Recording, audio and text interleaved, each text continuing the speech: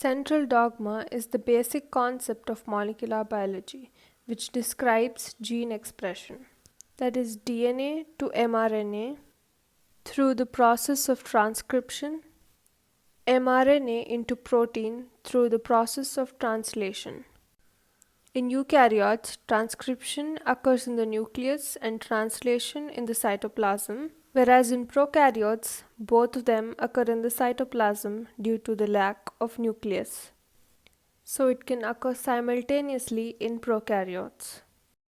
Transcription refers to the synthesis of RNA from DNA. The genetic code on DNA, that is ATGC, is rewritten into mRNA with the genetic code AUGC.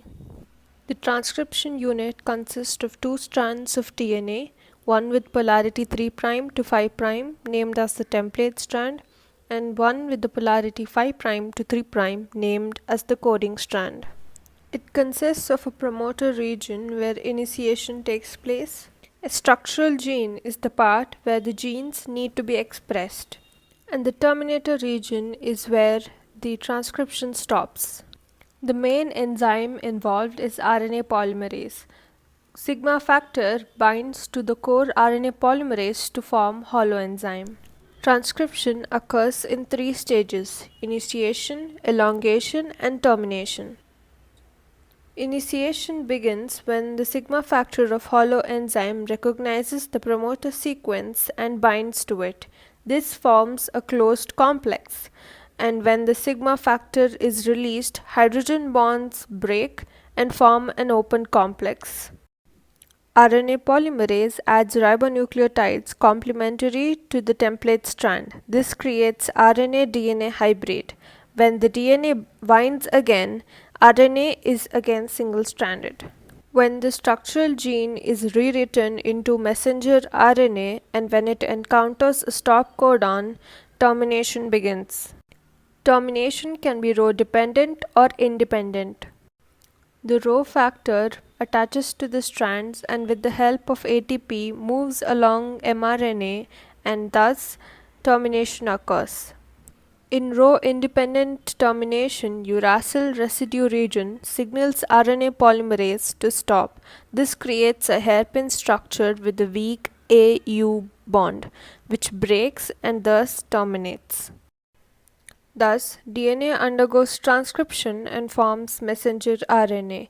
In prokaryotes, it directly undergoes translation simultaneously, whereas in eukaryotes, it consists of exons and introns, where introns are non-coding part of the mRNA, which are removed during post-transcriptional modifications and later undergoes translation.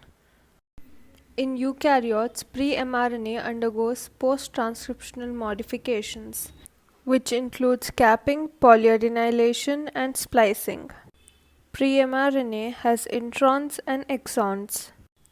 Capping occurs at the 5' end, addition of 7-methylated guanosine phosphate sugar to prevent degradation of mRNA from nuclease activity and later helps in recognizing protein synthesizing machineries. Polymerase enzyme adds about 40 to 200 adenine molecules to the 3' end. It stabilizes the mRNA and facilitates its exit from the nucleus and aids in translation. Spliceosome or small nuclear ribonucleoproteins consists of 5 subunits: U1, 2, 4, 5, and 6. It helps in removing introns. Introns are non-coding part of the mRNA. U1 and 2 recognizes the ends of the intron and later U4, 5, and 6 also attaches to the strand. ATP facilitates this process, whereas U1 and 4 detaches from the strand. U6, 2, and 5 continue to detach the intron. Finally, the introns are removed and the exons are joined together to form a mature mRNA.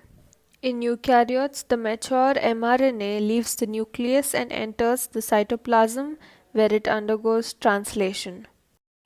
Translation is the process in which ribosomes in the cytoplasm or ER synthesize proteins after the process of transcription. Pre-mRNA undergoes post-transcriptional modifications to form mature RNA, which moves from the nucleus to the cytoplasm for translation. In eukaryotes, the small subunit of the ribosome binds to the mature mRNA at the translation initiation site.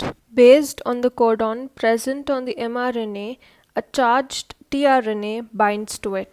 If initiation codon AUG is present on the mRNA, tRNA with amino acid methionine binds to it. There are three sites present on this unit, that is E, the exit site, P, the peptidyl site, and A, the amino acyl or the acceptor site.